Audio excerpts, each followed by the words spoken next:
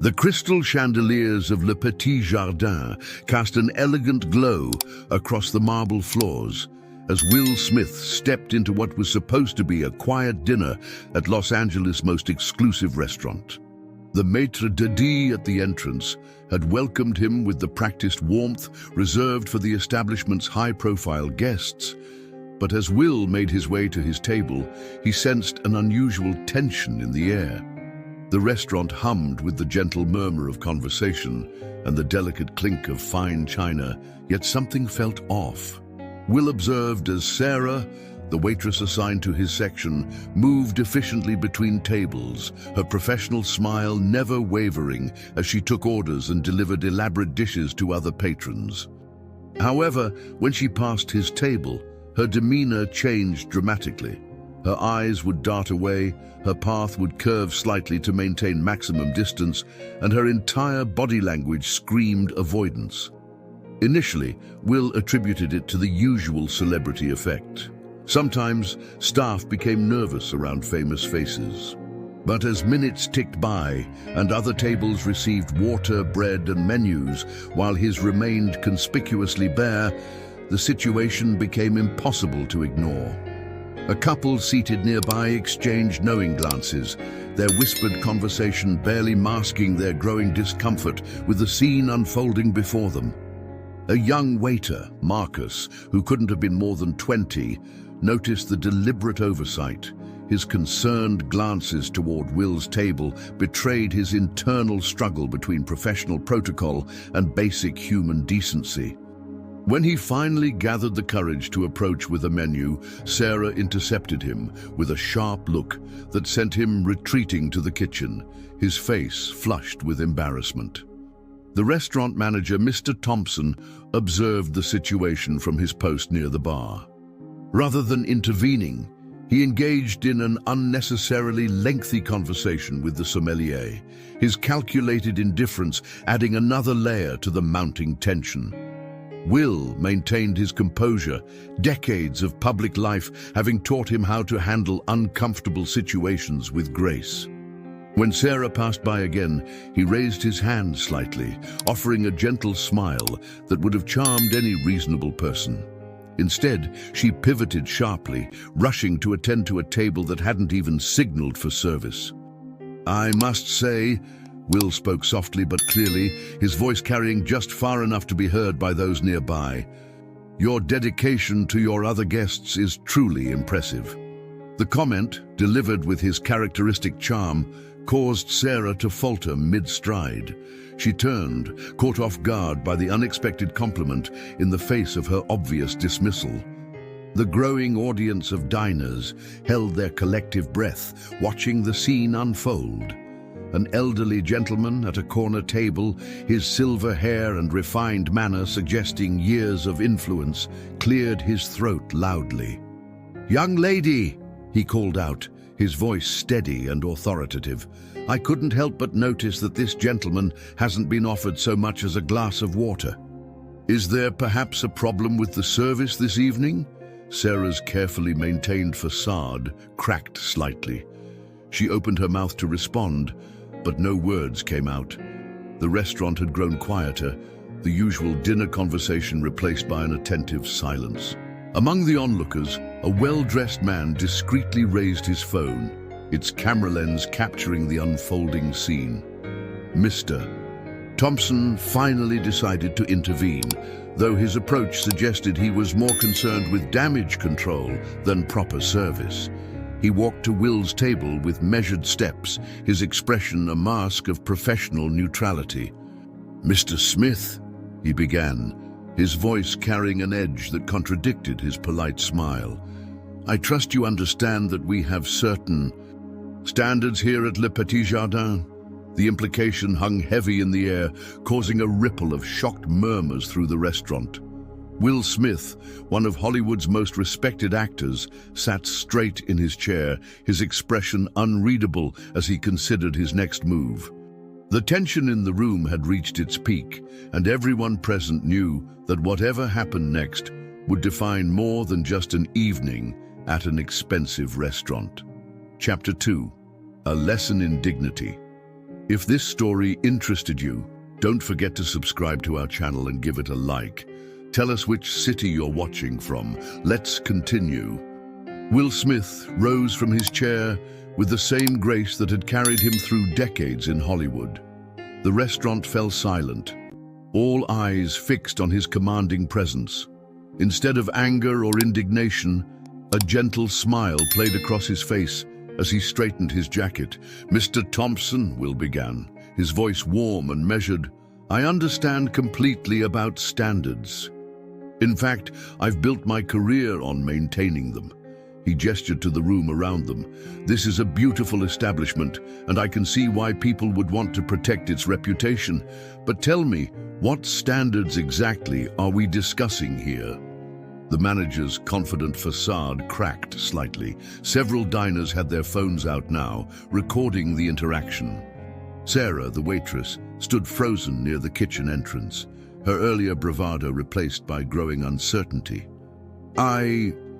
Well, Mr. Smith," Thompson stammered, "we have certain protocols." "Protocols," Will repeated thoughtfully. "You know, I remember when my son Jaden was younger, he asked me why some people treat others differently. I told him that sometimes people let fear and misunderstanding guide their actions instead of their hearts." He paused, looking directly at Sarah. "But I also told him that the best way to change someone's perspective isn't through confrontation, but through conversation." The elderly gentleman who had spoken up earlier stood from his table. "I've been dining here for 20 years, he announced, his voice carrying authority, "and I've never seen such a disgraceful display of service, or rather, lack thereof." He turned to Will. "Mr. Smith, I'm Gregory Maxwell, and I happen to sit on the board of this restaurant's parent company." The color drained from Thompson's face. Sarah's hands began to tremble slightly as she clutched her order pad. The young waiter, Marcus, who had tried to help earlier, stepped forward from the kitchen, determination replacing his earlier hesitation. "Mr. Smith," Marcus spoke up, his voice shaky but growing stronger with each word, "I'd be honored to serve you tonight. Our chef prepared a special truffle risotto that's not even on the menu." He shot a defiant look at Sarah and Thompson. "That is if you're still willing to give us a chance." Will's face lit up with his signature smile. "Young man, I would love to try that risotto. But first," he turned to address the entire restaurant, "I want to share something with everyone here. Throughout my career, I've encountered moments like this. Moments where someone's preconceptions could have sparked conflict. But I've learned that these moments also offer an opportunity for growth, for understanding." Sarah's expression began to shift, shame and realization replacing her earlier hostility. "Mr." Thompson tugged at his collar, becoming increasingly aware of the numerous phones recording the scene and the potential social media storm brewing. "So," Will continued, "instead of leaving, which might be the expected response, I'd like to do something different." He pulled out his phone and pressed a few buttons. "I've just made a reservation for this same table every Tuesday night for the next year." Gasps and murmurs filled the room. Because the only way to change perspectives is to show up, to engage, and to lead by example.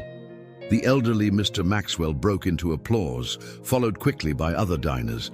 Marcus beamed as he rushed to bring water and menus to Will's table. The moment had transformed from one of tension to one of unexpected triumph, but the evening's surprises were far from over. As Will finally sat down to review the menu, a familiar face appeared at the restaurant's entrance, someone whose arrival would add yet another layer to this already extraordinary evening. Chapter 3. Unexpected Connections. All heads turned as Denzel Washington strode into Le Petit Jardin, his presence commanding immediate attention. The legendary actor paused at the entrance, surveying the scene before him with the careful observation that had become his trademark both on and off screen. His eyes met Will Smith's, and a knowing look passed between the two Hollywood icons. "Will," Denzel called out, his deep voice carrying across the now silent restaurant, I received your message. Didn't expect it to be quite this interesting when you said, dinner with a twist. He made his way through the restaurant, nodding politely to other diners who watched in amazement as this evening continued to evolve into something extraordinary. Sarah, who had been standing near the kitchen entrance, suddenly recognized Denzel, not just as the famous actor, but as someone else entirely. Her face paled as memories flooded back. 15 years ago, when she was a struggling student waiting tables at a small diner in Brooklyn, Denzel Washington had been a regular customer. He had even helped her pay for her final semester of culinary school when she couldn't afford the tuition. "Sarah Mitchell," Denzel said, stopping near her. "It's been a long time." The revelation sent whispers rippling through the restaurant. Mr. Thompson's eyes widened in shock as he looked between Sarah and Denzel, trying to process this unexpected connection. You remember me?" Sarah's voice trembled, her earlier hostility completely dissolved, replaced by a complex mix of emotions.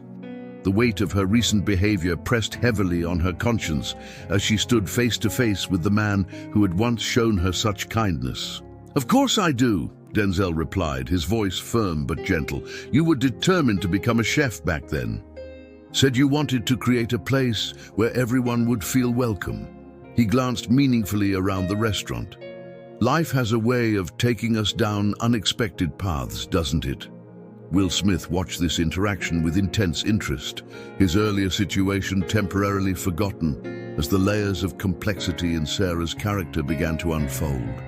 Marcus, the young waiter, stood nearby, clutching the menu he had brought for Will, completely engrossed in the scene playing out before him. I didn't... Sarah struggled to find words, tears welling in her eyes. "Something happened along the way. I lost sight of who I wanted to be." Her admission hung in the air, heavy with regret and revelation. Denzel pulled out a chair at Will's table. "Well then," he said, "perhaps this evening is about more than just dinner." He looked at Will, who nodded in understanding. "Sometimes we need a reminder of who we really are and who we can still become."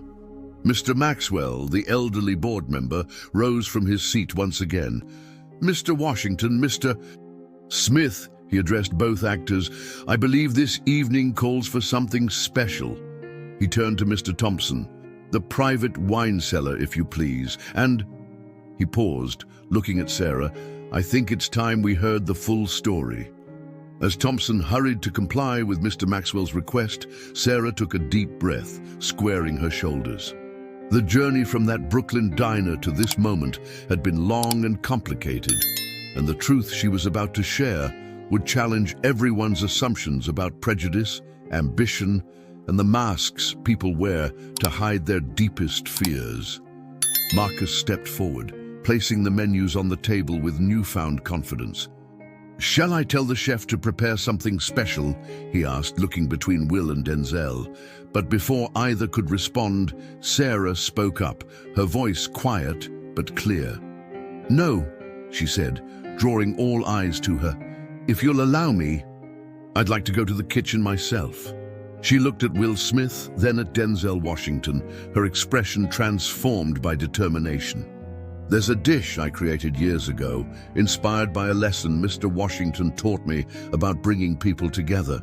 I haven't made it since culinary school, but tonight feels like the right time to remember who I really am." Chapter 4.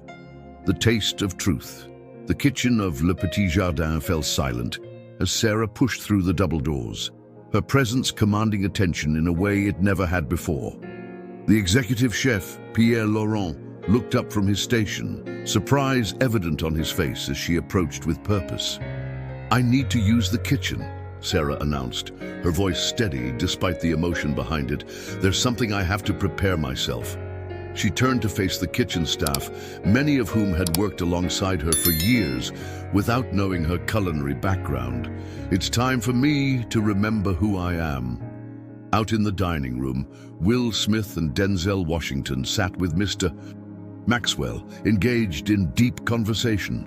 Will's earlier treatment had sparked something larger, something that was rapidly transforming from an uncomfortable incident into an evening of unexpected revelations. "You see," Mr. Maxwell explained, swirling his wine thoughtfully, "Sarah Mitchell was once considered one of the most promising young chefs in New York. I remember reading about her in culinary magazines. Then suddenly, she disappeared from the cooking world entirely." He looked toward the kitchen doors. "Until now, I never made the connection that our Sarah was the same person." Marcus, who had positioned himself nearby to catch every word, couldn't contain his curiosity. But what happened? Why would someone give up their dream like that? In the kitchen, Sarah was moving with the practiced precision of someone reconnecting with their true passion. Her hands flew over ingredients, combining them with an artistry that left even Chef Laurent watching in amazement. As she worked, she began to speak, her voice carrying through the now quiet kitchen. "6 years ago, I was about to open my own restaurant in Chicago," she said, her knife moving steadily through fresh herbs. "Everything was ready. The location, the menu, the investors. But then," she paused, taking a deep breath. "Then I learned that one of my main investors had been spreading rumors about me, claiming I was just a diversity hire, that I hadn't earned my place in the culinary world." The kitchen staff exchanged glances, some beginning to understand the layers of pain behind their colleagues' usually stern demeanor. Chef Laurent stepped closer, watching her technique with growing respect. Back in the dining room, Will Smith leaned forward, his expression thoughtful. "Sometimes the hardest battles we fight are with our own doubts," he said, thinking about his own journey in Hollywood. "One person's words can make us question everything we've built." "Indeed," Denzel added, his deep voice resonating with understanding. "But it's never too late to reclaim your truth." He smiled, remembering the passionate young woman he'd met in that Brooklyn diner. Sarah didn't just want to cook food, she wanted to create experiences that brought people together. In the kitchen, Sarah was plating her creation with the kind of care that spoke of years of training and passion. The dish was a fusion of flavors that told her story, elements of her southern roots, French classical training, and innovative modern techniques, all coming together in perfect harmony. "This dish," she explained to the transfixed kitchen staff, "is called Unity. I created it for my final presentation at culinary school." Her eyes glistened with emotion. "Mr. Washington had told me that food has the power to break down barriers, to make people see beyond their preconceptions. I'd forgotten that lesson somewhere along the way." As she put the finishing touches on the plates, the entire kitchen had gathered around, watching in respectful silence. Chef Laurent, after observing her technique and presentation, quietly removed his chef's coat and draped it over her shoulders, a gesture of professional recognition that brought fresh tears to Sarah's eyes. "It's time," she said, straightening her shoulders under the weight of both the coat and the moment. As the kitchen doors swung open, Sarah emerged transformed, carrying plates that represented not just food, but her journey of rediscovery. The dining room hushed in anticipation, all eyes drawn to the woman who now moved with the confidence of someone who had finally found her way back to herself. Will Smith and Denzel Washington exchanged knowing looks as Sarah approached their table. But before she could reach them, another unexpected guest arrived at the restaurant, someone whose presence would add the final piece to this evening's extraordinary puzzle of redemption and revelation. Chapter 5. The Final Ingredient. Gordon Ramsay stood in the entrance of Le Petit Jardin, his commanding presence drawing every eye in the room. The celebrity chef's unexpected appearance sent a ripple of whispers through the restaurant as he surveyed the scene before him, his experienced eyes taking in every detail, including Sarah, standing in a chef's coat, holding plates of food. "I heard there was quite a story unfolding here tonight," Gordon said, his voice carrying across the hushed dining room. Will Smith, Denzel Washington, and his eyes fixed on Sarah, recognition flickering across his face. Sarah Mitchell, the young chef who disappeared right before her restaurant opening in Chicago. Sarah nearly dropped the plates she was holding, but years of kitchen training kept her hands steady. "Chef Ramsay," she managed to say, her voice barely above a whisper. "How do you know about you?" Gordon finished her question as he walked toward the group. "I was supposed to be a surprise consultant for your restaurant opening. When everything fell apart, I tried to find you, but you'd vanished." He turned to address the room. "This woman created one of the most innovative fusion menus I'd seen in years." Will Smith stood up, his natural charm bridging the moment of tension. "Well, Chef Ramsay, you're just in time. Sarah was about to serve us her special dish called Unity." He gestured to the plates she was holding, their elaborate presentation drawing appreciative murmurs from nearby diners. Gordon's eyes lit up with professional interest as he examined the dish. "This is the same recipe you presented at your graduation, isn't it? The one that won you the scholarship to study in Paris." His question carried a weight of history that had the entire restaurant hanging on every word. Sarah nodded, finding her voice again. "Yes, but I've never made it since that day in Chicago when..." She paused, looking at Gordon with new understanding. "Wait, you were going to be my consultant? But Richard, my investor, said..." "Richard Thompson," Gordon interrupted, his voice sharp. "Any relation to the current manager?" All eyes turned to Mr. Thompson, who had been trying to blend into the background near the bar. The manager's face had gone pale, and he seemed to be looking for the nearest exit. "My brother," Mr. Thompson admitted quietly, the final piece of the puzzle clicking into place. "He asked me to keep an eye on Sarah when she started working here to make sure she..." He couldn't finish the sentence, shame evident on his face. Denzel Washington stood up slowly, his presence commanding attention. "So that's why you've been treating her differently all these years? Keeping her from advancing in the restaurant? Because your brother's prejudice didn't stop with destroying her dream in Chicago?" The revelation sent shockwaves through the restaurant. Marcus, who had been following every development with intense interest, suddenly spoke up. "That's why you always made Sarah work as a waitress, even though she's more qualified than half our kitchen staff." Chef Laurent emerged from the kitchen, having heard everything. "Mr. Maxwell," he addressed the board member directly, "I was never told about Sarah's culinary background during her hiring process. This explains why all her applications for kitchen positions were mysteriously lost." Sarah stood in the midst of this unfolding drama, still holding her carefully plated creation. Will Smith gently took the plates from her hands and placed them on the table. "I think," he said with his characteristic wisdom, "that this dish represents more than just food. It's about breaking down barriers, about standing up against prejudice, about reclaiming your power." Gordon Ramsay pulled up a chair to the table. "Well then," he said, picking up his fork, "let's taste this famous dish. And then, Sarah Mitchell, I believe you and I have some business to discuss. After all," he smiled, "I'm still interested in that restaurant of yours." The evening had transformed into something none of them could have predicted, but as Sarah watched these legendary figures prepare to taste her creation, she realized that sometimes the worst moments in life could lead to the most extraordinary opportunities for redemption. Chapter 6. A New Beginning. The first taste of Sarah's Unity dish brought an appreciative silence to the table. Will Smith closed his eyes, savoring the complex flavors that danced across his palate. Denzel Washington nodded slowly, a smile spreading across his face, while Gordon Ramsay analyzed each element with his expert palate.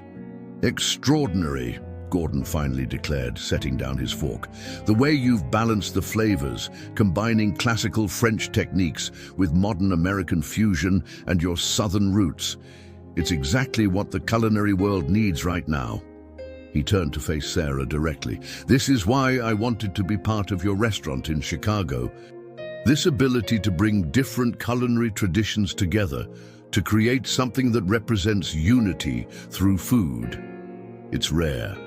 Will Smith, who had started the evening facing discrimination and now sat at the center of this remarkable turn of events, spoke up.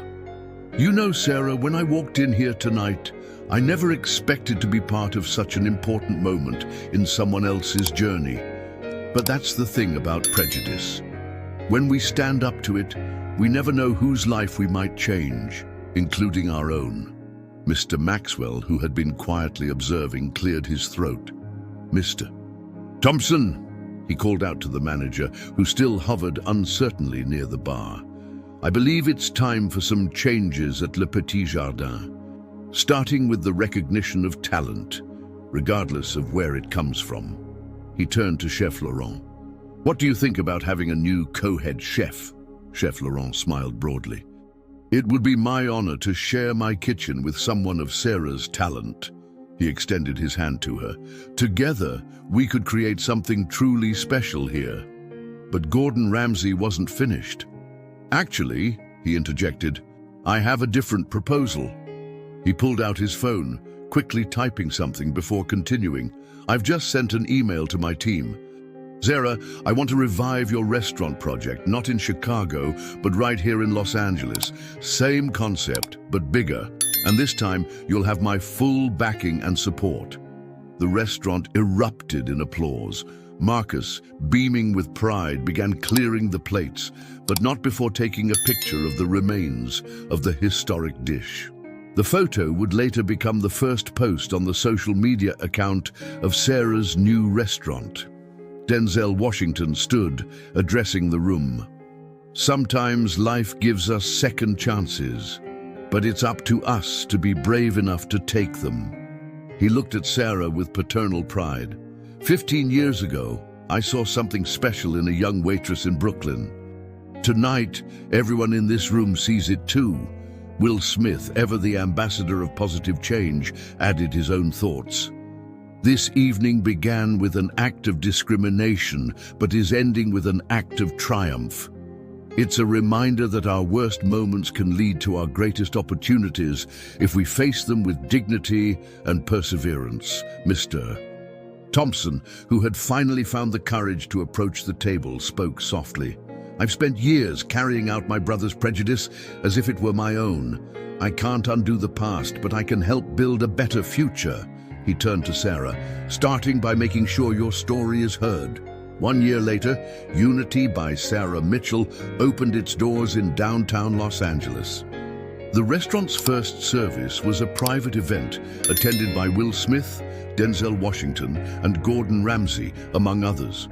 The menu featured a refined version of the dish that had changed everything that night at Le Petit Jardin. Marcus, now trained as a professional server, led the service team, while Mr.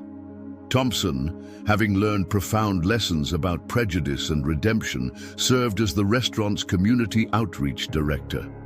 The story of that transformative evening at Le Petit Jardin became more than just a viral moment. It became a symbol of how confronting prejudice with dignity can lead to unexpected opportunities for growth and change. Will Smith still drops by regularly, not just for the extraordinary food, but to remind himself and others that sometimes the most powerful way to fight discrimination is to give people the chance to remember who they really are. End of story. Dear viewers, we hope this story of transformation and redemption has touched your hearts as deeply as it has touched ours. Will Smith's dignity, Sarah's journey of rediscovery, and the power of standing up against prejudice remind us that change is always possible. To continue experiencing more inspiring stories like this one, please subscribe to our channel and click the like button below. We've created a special playlist featuring similar tales of triumph over adversity. You'll find it linked on the left. Share your thoughts in the comments below and tell us about moments in your own life where standing up for what's right led to unexpected blessings. Don't miss our upcoming content. We bring you unique stories like this one every day. Remember, as Will Smith showed us in this story, Sometimes the most powerful response to prejudice is giving people the chance to be their better selves.